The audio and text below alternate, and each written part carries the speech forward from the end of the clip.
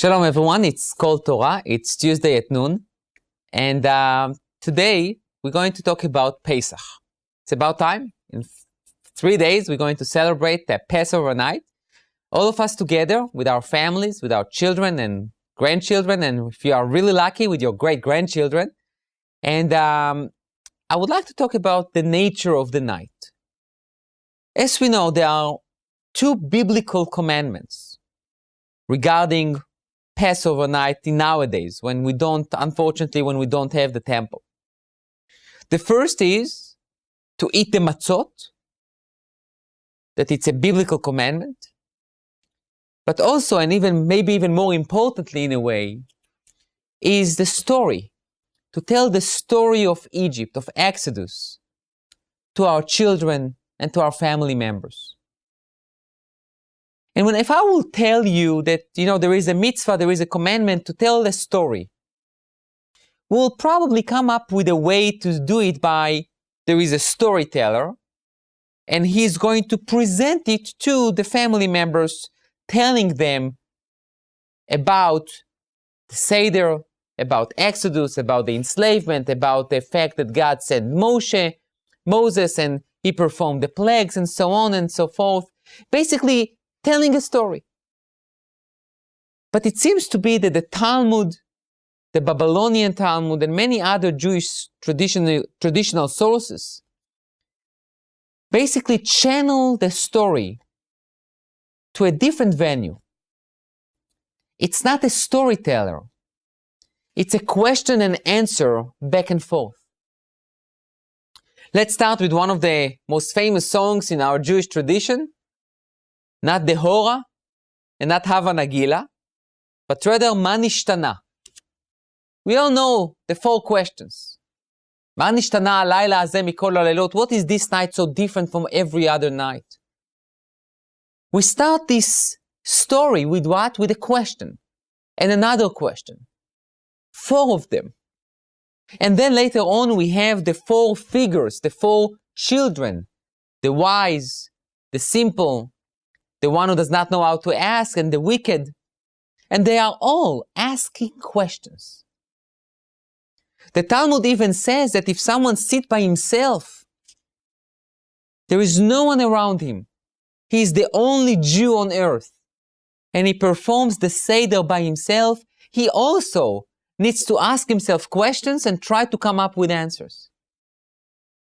So obviously the question is, why is it so important, so crucial, such a major component of the night is to ask questions and to try to come up with answers?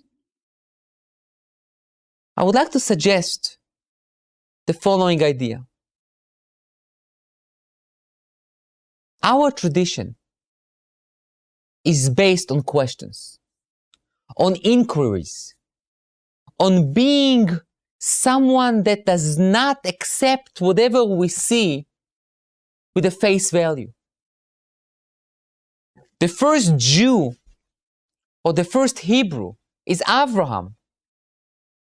And Abraham is being portrayed, especially according to Maimonides, as someone who was curious, who was looking at the world and asked himself, who is running this world?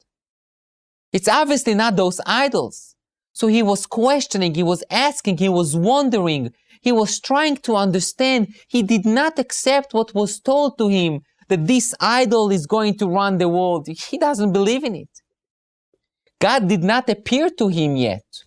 He didn't have a conversation with God.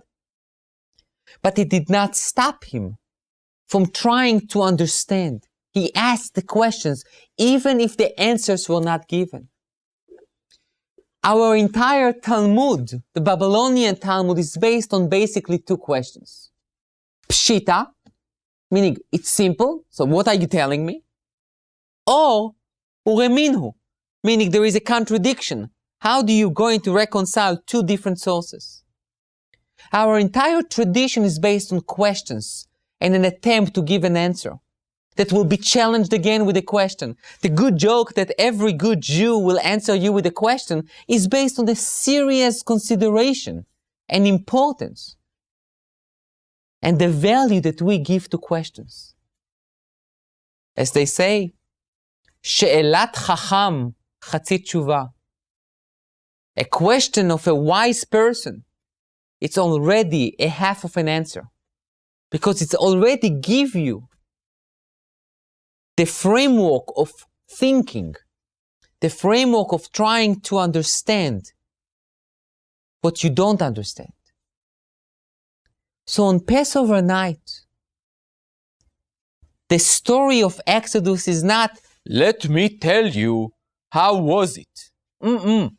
This is not the framework of telling the story of Egypt on the Passover night. The framework, the structure is to encourage the children to ask questions, pure questions, naive questions. Every question is accepted. Because question creates a discussion. A discussion creates an involvement. Involvement increases participation. And that's exactly what we want. There are no questions off limits. You can ask about every detail of Exodus, and we will have a discussion. We will have a conversation that will involve all multi-generations that sits around the table. And not necessarily we will find answers for every question.